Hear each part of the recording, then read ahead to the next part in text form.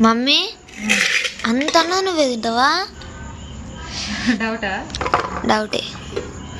ఎందుకంటే ఇప్పుడే తిన్నా కదా, మమ్మీ మళ్ళీ అంత అన్నం పెట్టుకుంటుంది. ఎందుకంటే చూడు అక్కడ నా దోస్తులే,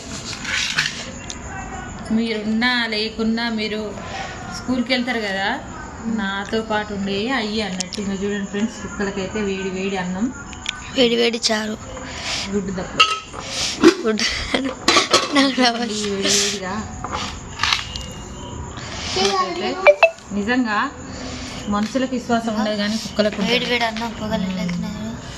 అందుకోసం అయితే కుక్కలకైతే అన్నం